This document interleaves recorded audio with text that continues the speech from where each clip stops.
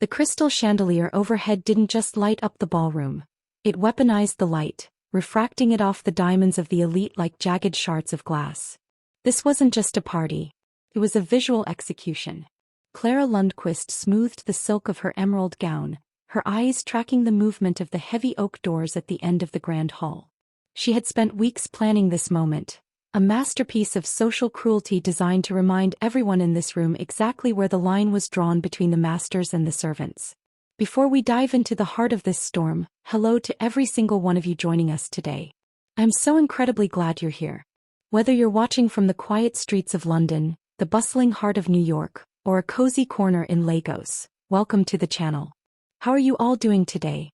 I truly hope life is treating you with the kindness you deserve. If you haven't already, please do me a huge favor. Hit that subscribe button and join our community. It helps us keep these stories alive, and honestly, I don't want you to miss what happens next in this one. Have you subscribed yet? Oh wait. Okay, let's get back to the tension because the air in this room is about to shatter. Clara's husband, the undisputed king of the city's underground, stood beside her, unaware that his wife had turned his prestigious gala into a stage for a bloodless hunt. The joke was simple. Clara had sent a formal gold-embossed invitation to Aibileen McLean, the woman who scrubbed their floors and ironed their sheets. She expected Aibileen to show up in a polyester dress from a thrift store, smelling of bleach and looking like a moth among butterflies. She wanted the room to laugh. She wanted to see the crushing weight of not belonging break the spirit of the only woman in the house who refused to tremble in Clara's presence. The guests, men with blood on their ledgers and women with ice in their veins, were already whispering. They had heard the rumor. The help was coming to the ball. The mockery was already simmering in their champagne flutes. She won't come, her husband muttered, his voice a low growl. She has more sense than you give her credit for, Clara. Oh, she'll come, Clara whispered, a predatory glint in her eyes. Poverty always wants a seat at the table, even if it's just to catch the crumbs. Then the music stopped. Not because the orchestra finished their piece, but because the conductor's hands simply froze. The heavy doors didn't just open, they seemed to retreat in awe. A figure stood in the silhouette of the foyer, and for a heartbeat, the silence was so absolute you could hear the carbonation popping in the glasses. It wasn't the woman they expected. This wasn't the Aibileen who wore sensible shoes and kept her head down. The woman stepping into the light wore a gown of midnight blue silk, so dark it looked like a piece of the night sky had been draped over her frame. It was encrusted with over 10,000 hand-stitched crystals that caught the light and threw it back with the intensity of a supernova. It was a $2 million piece of art, the nebula's heart, a dress that had been whispered about in fashion circles but never seen in person. Around her neck sat a collar of raw, uncut sapphires that matched the fire in her eyes. She didn't walk, she glided. The grace wasn't practiced, it was inherited. The room didn't just stare, they gasped. The Mafia wife's glass slipped from her hand, shattering against the marble floor, the red wine spreading like a bloodstain on her ego. Clara's face went from triumph to a sickly, pale gray. This wasn't a maid playing dress-up. This was a queen reclaiming a throne. The question that rippled through the room louder than any scream was, who exactly has been cleaning our floors? And more importantly, why does she look like she owns every person in this room? The night was no longer about a joke. It was about a reckoning. The silence in the ballroom wasn't just a lack of sound, it was a physical weight. Every eye followed Aibileen McLean as she moved toward the center of the room. This was the woman who for 3 years had lived in the small servants' quarters at the back of the Lundquist estate. She was the woman who knew exactly how the boss liked his coffee, black, no sugar, served at exactly 6 a.m., and exactly which floorboards in the library creaked, allowing her to move like a ghost while the family slept. But as she stood under the glow of the chandelier, the maid persona didn't just slip away. It vanished as if it had never existed. Aibileen's deepest desire had never been wealth. She clearly had access to that. Her motivation was far more dangerous: penance. For years she had carried a secret that weighed heavier than the sapphires around her neck. She had chosen the life of a domestic worker not out of necessity, but as a shroud. She wanted to be invisible. She wanted to disappear into the mundane tasks of scrubbing and polishing to drown out the echoes of a past life where she held the power of life and death in her hands. Her fear, however, was the very thing happening right now: being seen. But tonight, the insult from Clara had crossed a line that Aibileen could no longer ignore. By inviting her as a joke, Clara hadn't just insulted Aibileen, she had insulted the memory of the people Aibileen was trying to protect. Across the room, Julian Vane, the Lundquist family's lead enforcer, watched her with narrowed eyes. Julian was a man of few words and even fewer emotions, but his hand instinctively moved toward his jacket. He had always been suspicious of Aibileen. He'd noticed how she never flinched when voices were raised, how she watched the exits of every room she entered, and how her hands, though rough from work, moved with the precision of a trained surgeon or a seasoned soldier. "Julian," Clara hissed, her voice trembling with a mixture of rage and humiliation. "Get her out of here." "No. I don't care how you do it, but she is mocking us. That dress. It's a fake. It has to be." Julian didn't move. He was staring at the way Aibileen held her glass, pinky tucked, wrist straight, a posture born of old-world royalty, not a thrift store makeover. "That's not a fake, Clara," Julian whispered, his voice thick with unease. "That's the nebula. It disappeared from an auction in Paris 3 years ago. If she's wearing it, she's not who we think she is. And if she's not who we think she is, we are all in a lot of trouble." Standing near the bar was Elias Thorne, a high-ranking political fixer who usually kept his distance from the messy side of the Mafia's business. He was a man who prided himself on knowing every face of influence in the country. He squinted at Aibileen, his heart hammering against his ribs. He recognized those eyes. He had seen them in a grainy photograph 10 years ago, a photo that had been suppressed by 3 different governments. Aibileen caught Elias's gaze and gave a microscopic nod. It wasn't a greeting, it was a warning. The relationships in this house had always been built on a strict hierarchy. Clara at the top, the servants at the bottom. But the foundation was cracking. Aibileen had spent years observing the cracks in the Lundquist marriage. The way Clara's husband, Arthur Lundquist, looked at his wife with growing contempt, and the way Clara compensated for her fading beauty with escalating cruelty. Aibileen's secret was a ticking clock. She had come to this house to find something. A ledger, a name, a piece of evidence that would right a massive wrong from her past. By stepping into the light tonight, she was effectively setting the clock to 0. She was no longer the maid, she was the predator in the room.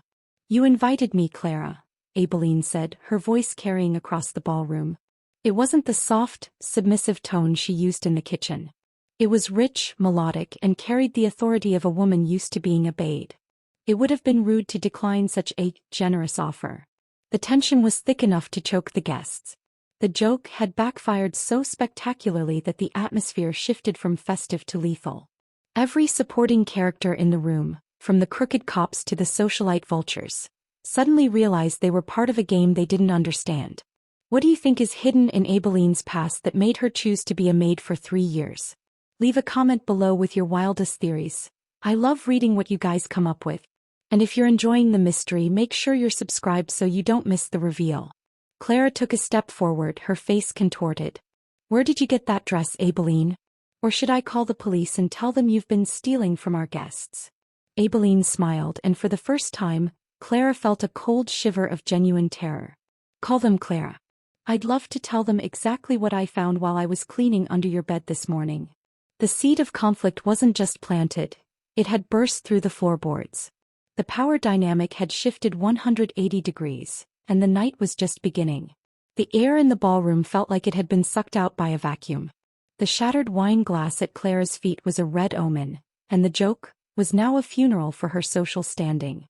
Aibileen stood her ground, her silhouette framed by the arched gold-leaf doorway, looking less like a maid and more like a deity of retribution. "What did you say?" Clara's voice was a thin, reedy whisper. She looked around at the faces of her guests, judges, senators, and killers, all of whom were now looking at Aibileen with a mixture of lust and terrifying respect. "I said," Aibileen began, taking a slow, deliberate step forward that made the crowd part like the Red Sea, "that if you call the authorities, we can discuss the blue folder tucked behind the insulation in your master suite. The one with the offshore routing numbers and the names of the men your husband thinks are his friends." The threat was a physical blow. Arthur Lundquist stiffened, his glass halting halfway to his lips. His eyes darted to his wife, then back to Aibileen. This wasn't just a maid who had found a secret. This was a woman who knew the value of that secret. But the night was about to take an even more jarring turn. From the shadows of the balcony above, a man began to clap. It was a slow, rhythmic sound that echoed with mocking leisure. Every head turned upward. Standing there was Dominic Toretto, a man whose name was rarely spoken aloud in this city without a prayer or a curse. He wasn't part of the local syndicate. He was the ghost that haunted the international trade routes, a man whose family business operated on a level the Lundquists could only dream of. He descended the stairs, his eyes locked on Aibileen with an intensity that made the room feel smaller. The maid didn't flinch. In fact, her hand went to the sapphire collar at her neck, her fingers grazing the stones in a gesture that looked suspiciously like a signal. "I was told there would be entertainment tonight," Dominic said, his voice a deep, gravelly baritone that vibrated through the floorboards. He stopped just inches from Aibileen, ignoring the Mafia boss and his wife entirely. "But I didn't expect to see the Black Swan scrubbing floors in a house this mediocre." The room erupted in frantic whispers. The Black Swan. The legend of a high-level operative who had vanished after a heist that crippled the European underworld 3 years ago. Clara, desperate to regain control, lunged forward. "I don't know who you think she is, but she's a thief. She's wearing a dress that costs more than this house. She's been in my home stealing our lives." "She hasn't stolen a thing, Clara," Dominic said, his gaze finally shifting to the Mafia wife with a look of pure ice. "Because everything in this room, including the air you're breathing, belongs to her family. Or it did before your husband's father took it by force 20 years ago." The first major plot twist hit the room like a concussive blast. Aibileen wasn't just a maid and she wasn't just a thief. She was the rightful heir to the very empire Arthur Lundquist currently sat upon. She hadn't been hiding to escape. She had been undercover to dismantle them from the inside. Aibileen looked at Dominic, her expression softening for a fraction of a second into something that looked like longing. "You're late, Dominic." "I had to make sure the perimeter was clear," he replied, his hand moving to rest on the small of her back. The touch was intimate, electric, and completely unexpected. "The board is set. Are you ready to finish this?" But just as Aibileen went to answer, the lights flickered and died. A secondary alarm began to blare from the basement level. The secure vault. The ledger. Arthur screamed, his professional mask finally shattering. "She's a distraction. Get to the vault." The chaos was instantaneous. Guests scrambled, Julian drew his weapon and Clara was pushed aside in the rush. In the darkness and the strobe-like flashes of the emergency lights, Aibileen felt a hand grab her arm, not Dominic's. "You think you can just walk back in here and take it all?" a voice hissed in her ear. It was Julian. He didn't look like an enforcer anymore. He looked like a man who had seen a ghost and decided to kill it. "I knew what you were the day you walked in. I just wanted to see how far you'd go." Aibileen didn't scream. She didn't struggle. She leaned in, her voice cold and steady. "Then you know exactly what I'm capable of, Julian. Let go or I'll show you why they call me the Swan. Before we move into the rising tension of this hunt, I want to ask you all, who do you think is the real villain here? Is it Clara, her husband, or is there someone even more dangerous hiding in the guest list? Tell me your thoughts in the comments. And if you're gripping your seat, hit that subscribe button right now. You're going to want to see what happens when the lights come back on. With a sudden, violent crack, the ballroom doors were blown off their hinges by a controlled explosion. The night was no longer a party. It was a war zone. The explosion didn't just blow the doors. It shattered the illusion of the Lundquist family's untouchability. Smoke curled through the air, mixing with the expensive perfume and the metallic tang of fear. The emergency red lights bathed the ballroom in a bloody hue, turning the elite guests into panicked shadows. In the chaos, Aibileen McLean didn't run for the exit. She moved toward the heart of the storm. Julian Vane still had his grip on her arm, his knuckles white. "The vault is that way," he growled, pointing toward the back of the estate. "But you're coming with me to the boss first." Aibileen didn't fight him with brute strength. She used the weight of the $2 million gown, specifically the heavy sapphire collar. With a sharp, practiced twist of her torso, she slammed her shoulder into Julian's chest and used the momentum to drive the sharp edge of a sapphire pendant into the pressure point on his wrist. He hissed in pain, his grip failing. "I spent 3 years cleaning your messes, Julian," Aibileen whispered, her eyes glowing in the red light. "I'm not cleaning this one." She vanished into the smoke just as Dominic Toretto cleared the rubble of the doorway. He wasn't alone. A team of silent, shadows-clad professionals moved with him, but his focus was singular. He wasn't here for the gold or the ledgers. He was here for the woman who had been his partner in a different life. "Aibileen," he called out, his voice cutting through the screams of socialites. He found her in the gallery, a narrow hallway lined with portraits of Arthur's ancestors, men who had stolen Abileen's legacy. She was breathing hard, her hand pressed against a hidden seam in the mahogany paneling. "Dominic, the secondary failsafe is active," she said, her voice urgent. "Arthur didn't just lock the ledger, he wired the room. If anyone who isn't him touches that safe, the evidence burns." Dominic stepped close, his presence a grounding force amidst the madness. He reached out, his hand hovering near her cheek before he pulled back, maintaining the professional distance they had agreed upon years ago. "Then we don't touch the safe. We touch Arthur." The romantic tension between them was a living thing, an unfinished symphony from their time in Paris. Every brush of their shoulders as they moved through the darkened house felt like a spark in a powder keg. They had been fated in the eyes of their peers, two orphans of the underworld who found a home in each other, until the night everything went wrong and Aibileen chose to go into the shadows to protect him. "You shouldn't have come," she murmured even as she led him toward the private elevator. "If they link you to me, your whole operation is burned." "I've been burned before, AB," Dominic replied, using the nickname that made her heart skip a beat. "I'm not letting you face these vultures alone again." Meanwhile, in the basement, Clara Lundquist was unraveling. She had followed her husband into the secure zone, her emerald dress torn and her hair disheveled. "Arthur, do something. That woman. She knows about the blue folder. She knows about the names." Arthur was frantically typing codes into a keypad. "Shut up, Clara. I'm trying to save our lives. If that maid is who Toretto says she is, we aren't just losing our money. We're losing our heads." But as the vault door hissed open, it wasn't a mountain of cash they saw. It was a single flickering monitor showing a live feed of the ballroom. Aibileen had planted a virus in their system months ago while dusting the office. Every guest's face was being scanned, their darkest financial secrets being uploaded to a public server in real time. Aibileen and Dominic watched from the gallery monitors as the elite began to receive notifications on their phones. One by one, the powerful figures of the city realized their lives were being dismantled. "This is the distraction," Dominic realized, looking at Aibileen with newfound respect. "You're not just taking the ledger. You're taking the whole city." "They took my father's name," she said, her voice trembling with the first sign of real emotion. "I'm taking their futures." But the tension was far from over. A red herring appeared in the form of Elias Thorne, the fixer. He stumbled into the gallery holding a gun with shaking hands. "Aibileen, stop it. I can help you. I have the codes to stop the upload, but you have to give me the nebula's heart." "The sapphires. They aren't just jewels, are they?" Aibileen froze. The sapphires. She had forgotten that Elias was one of the few men alive who knew the caller held the encrypted keys to the global black market servers. "Stay back, Elias," Dominic warned, stepping in front of her. "She's using you, Toretto." Elias screamed. "She's been playing the long game since she was 16. You're just another piece on her board." The doubt flickered in Dominic's eyes for just a second long enough for Julian Vane to appear behind them, his suppressed pistol aimed directly at Aibileen's heart. "Can you believe the nerve of Elias trying to turn them against each other?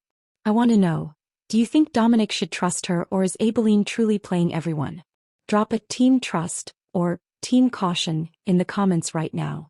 And if you want to see how this standoff ends, make sure you've clicked that bell icon after subscribing. "Drop it," Julian commanded, "or the black swan dies in the dress she stole." The air was thick with betrayal, and the rising tide of the night's secrets was about to reach its breaking point. The click of Julian's safety being disengaged echoed louder than the sirens outside. In the cramped, dimly lit gallery, the air was heavy with the scent of ozone and old wood. Aibileen didn't move. She didn't even blink. Her gaze remained fixed on Elias, the man who had just tried to poison the only person she had ever truly loved. "The sapphires, Elias?" Aibileen's voice was a low, dangerous purr. "You always were more interested in the casket than the body inside. But you're wrong about one thing. I'm not using Dominic. I'm saving him." With a sudden, fluid motion she reached behind her neck. The $2 million, Nebula's heart, wasn't just a dress, it was a fortress. She didn't unlatch the sapphire collar, she twisted the center stone. A soft hiss of pressurized air escaped the jewelry. "Julian, wait."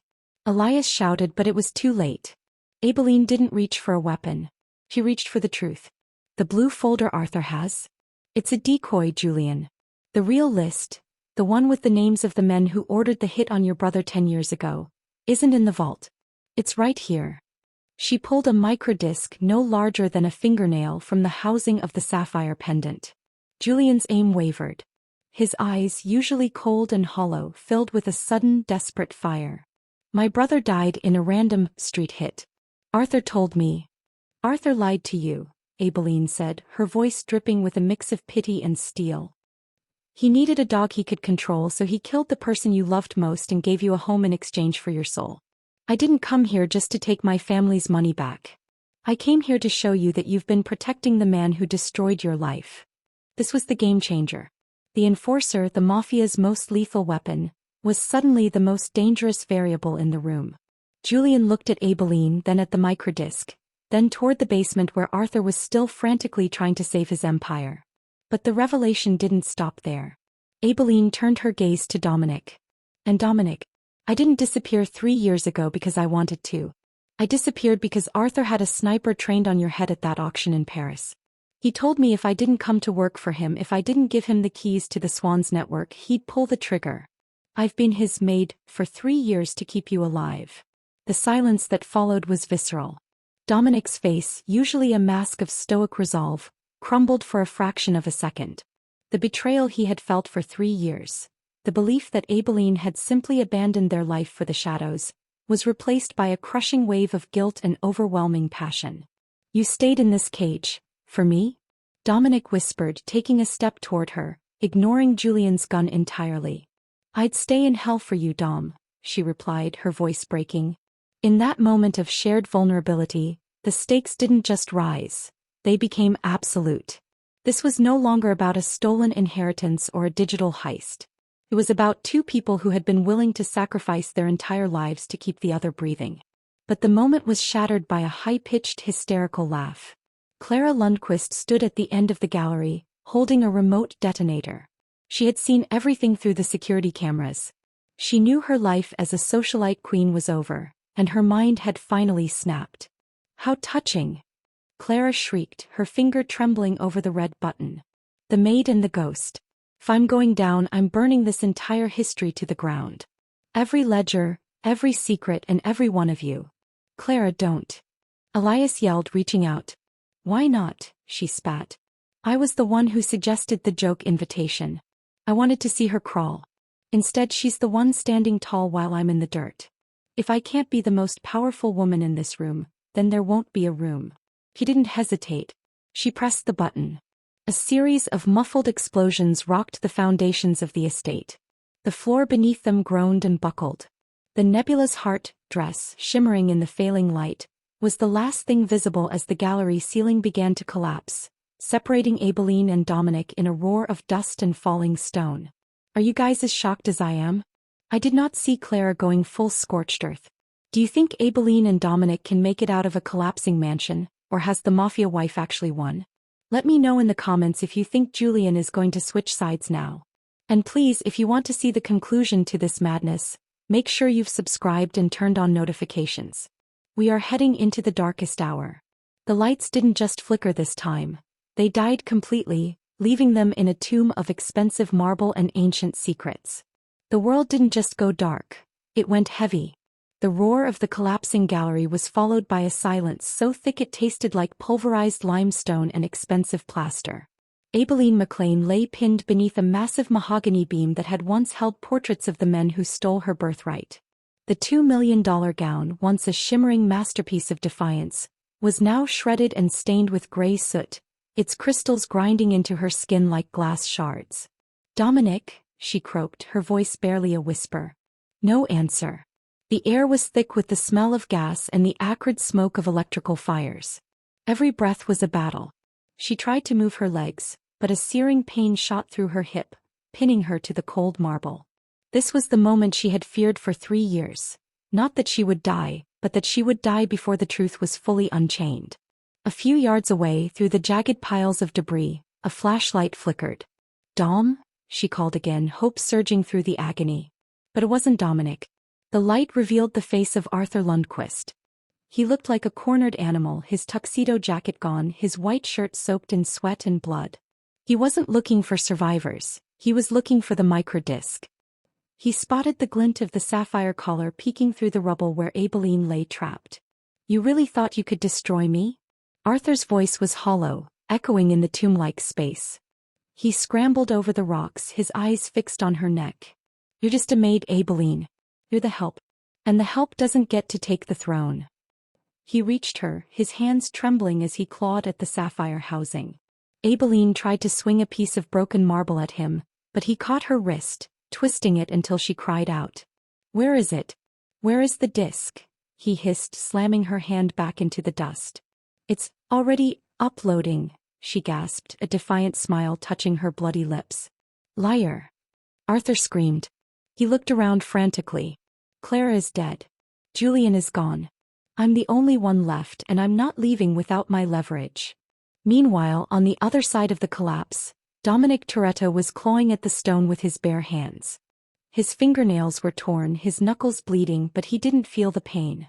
All he could see was the moment the ceiling fell, the look of pure, selfless love on Aibileen's face as she realized she had finally told him the truth. "Abi," he roared, his voice cracking. He threw aside a chunk of granite that would have taken 2 men to lift, fueled by a desperation that bordered on madness. "Talk to me. Give me a sign." But the mansion groaned again. A secondary collapse was imminent. The gas leak was worsening, and a small flicker of orange flame began to lick at the curtains in the nearby hall. Dominic was trapped by a wall of reinforced steel and stone that even he couldn't move alone. He was separated from her by 10 feet of ruin, but it felt like 1,000 miles. He slumped against the stone for a single, crushing second. He had found her, only to lose her to the vanity of a woman like Clara. He had spent 3 years hating her for leaving, only to realize she had been his guardian angel in a servant's uniform. The guilt was a physical weight heavier than the debris. Back under the beam, Arthur's hands finally found the hidden compartment in the sapphire. He ripped the disc out, letting out a jagged, triumphant laugh. "I have it. I'll burn this and find a new city. You can stay here and rot with the rest of the trash, Aibileen." He stood up, preparing to leave her there to be consumed by the fire. He didn't even look back. Aibileen watched him walk away, her vision blurring. The fire was getting closer, the heat beginning to singe the blue silk of her dress. She was alone, trapped, and the man she loved was on the other side of a wall she couldn't break. "I'm sorry, Dom," she whispered, closing her eyes as the smoke began to fill her lungs. "I tried. I honestly can't breathe right now." Seeing Aibileen trapped like that while Arthur walks away with the only thing that can clear her family's name, it's devastating. Do you think this is really the end for the Black Swan? Or is there anyone left who can save her? Tell me in the comments. I need some hope right now. And if you're as stressed as I am, make sure you're subscribed because I don't think I can handle this cliffhanger alone. The flames grew taller, casting dancing, demonic shadows on the walls of the ruined gallery, and for the first time in her life, the girl who became a queen and then a maid finally felt like she was out of moves. The heat was no longer a distant threat. It was a physical hand pressing against Aibileen's skin. The midnight blue silk of the nebula's heart began to curl and blacken at the edges. But just as the darkness started to claim the corners of her vision, a shadow fell over her.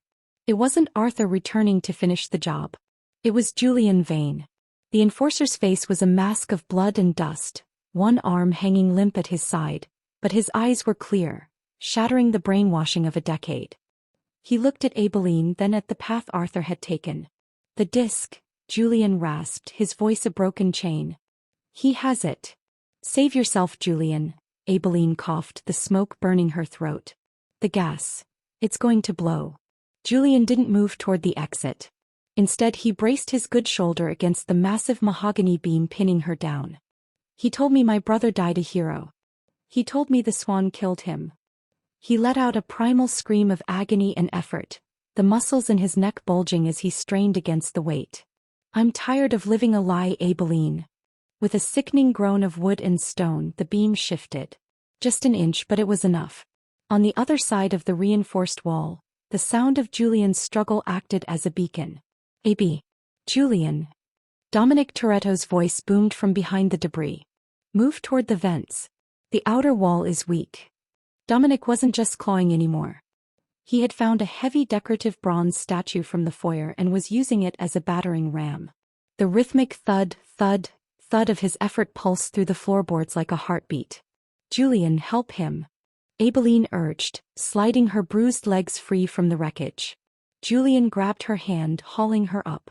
For a second, the maid and the enforcer, two people broken by the same man, locked eyes. There was no more hate, only a shared, burning purpose. Julian leaned his weight against the structural weak point Dominic was hitting.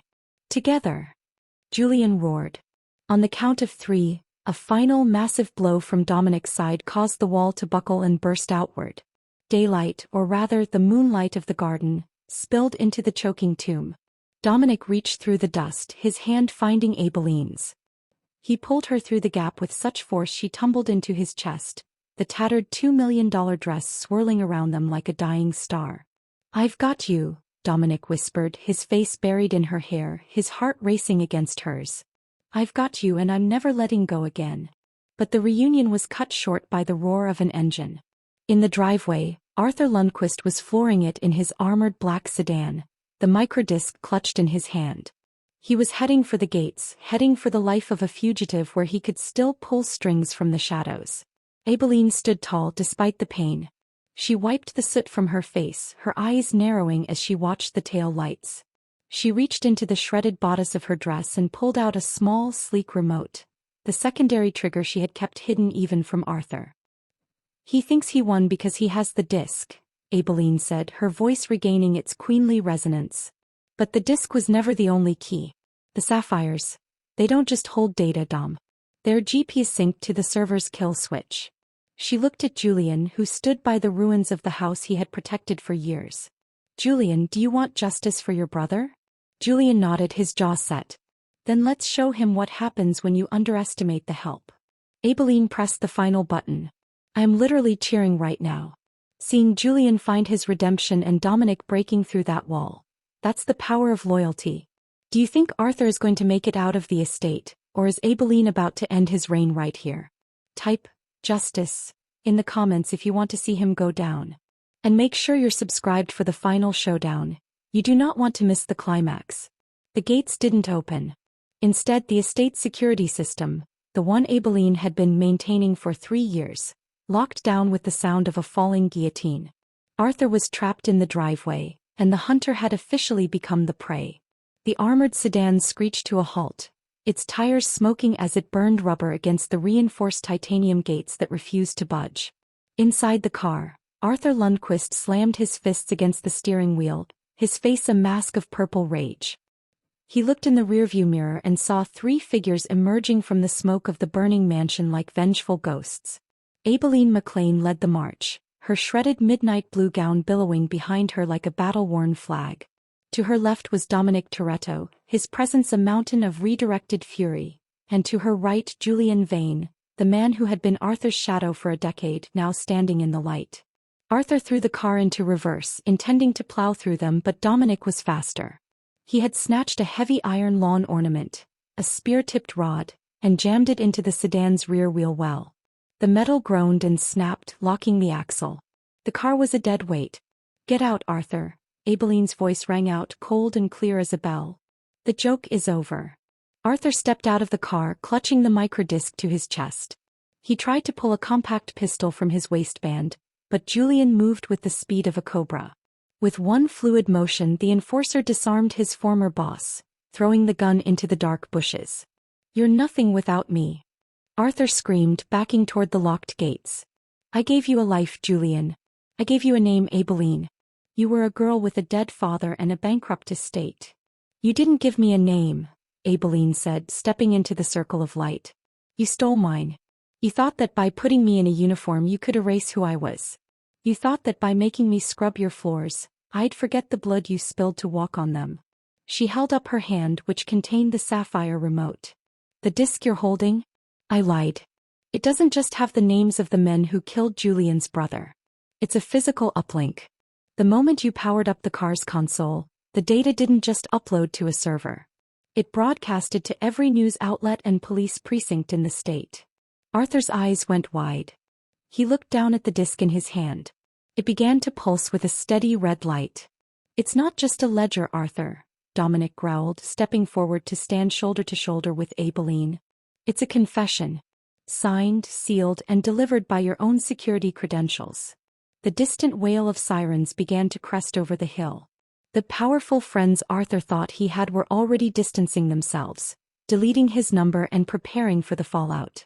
He was a man on an island that was rapidly sinking. In a final act of desperation, Arthur lunged at Aibileen, his fingers clawing for her throat. But Dominic didn't even have to intervene. Aibileen pivoted, using the weight of the jewels around her neck as a flail, striking Arthur across the temple. As he fell to his knees, she didn't look down at him with hate, only with a profound, icy pity. "The maid is finished for the night, Arthur," she whispered. "And so are you." Julian stepped forward, looking down at the man who had manipulated his life. He didn't use his fists. He simply took the microdisc from Arthur's trembling hand and handed it to Aibileen. "For your father," Julian said quietly. The gates finally groaned open, but not because of Aibileen's remote. The first wave of authorities, men who hadn't been bought, men who had been waiting for this data for years, poured in. I have chills. Seeing Aibileen use the very thing Arthur tried to steal to bring him down is pure poetic justice. Do you think Julian deserves a fresh start after everything he's done? Let me know in the comments. And guys, we are at the finish line. If you've stuck with us this far, hit that subscribe button one last time so you never miss a victory like this. As the police led Arthur away in handcuffs, he looked back at the ruins of his mansion. The nebulous heart gown caught the flash of the police lights, shimmering one last time before Aibileen turned her back on the wreckage, walking toward the only future she had ever wanted. The sunrise didn't just break over the horizon. It seemed to wash the world clean. The smoke from the Lundquist estate was a thin, fading ribbon against a pale lavender sky. Standing at the edge of the property, far from the yellow crime scene tape and the flashing lights, Aibileen McLean looked out over the valley. The $2 million dress was a wreck, the silk torn, the crystals dulled by ash, but she had never felt more like royalty. She reached up and unlatched the sapphire collar. It was no longer a burden, no longer a hiding place for secrets. It was just a piece of jewelry. "It's over," a voice said behind her. Dominic Toretto stepped up, his face clean of the night's grime, though the exhaustion lingered in his eyes. He didn't look at the ruins, he looked at her. "The servers have finished the dump. Every asset Arthur seized has been frozen. Your family's foundation has been restored." Aibileen turned to him, the morning light catching the gold in her eyes. "It was never about the money, Dom.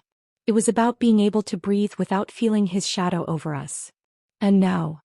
Dominic asked, stepping closer, his hand finding hers. The physical touch, once a guarded secret, was now open and certain.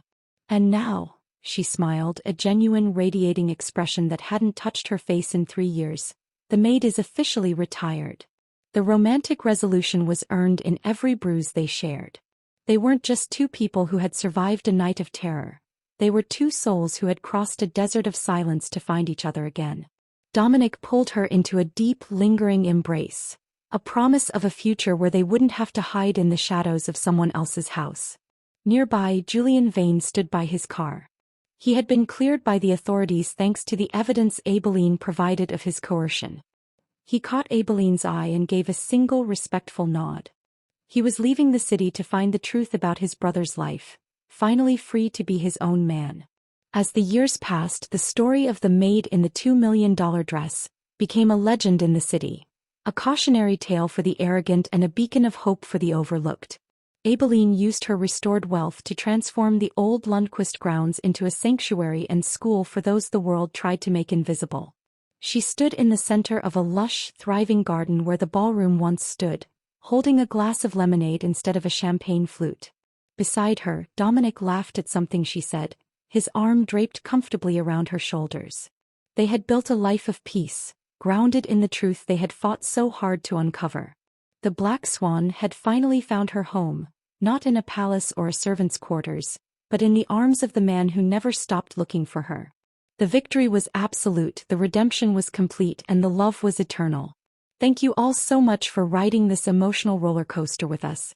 Seeing Aibileen go from a mocked maid to a powerful queen of her own destiny is exactly why we love these stories. What was your favorite part?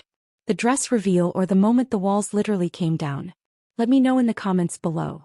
If you haven't already, please subscribe to the channel and hit that notification bell. We have so many more incredible stories of justice, romance, and shocking twists coming your way, and you won't want to miss a single one. Until next time, stay strong, stay curious, and remember, never underestimate the person standing right in front of you. I hope you enjoyed this journey. The story is complete,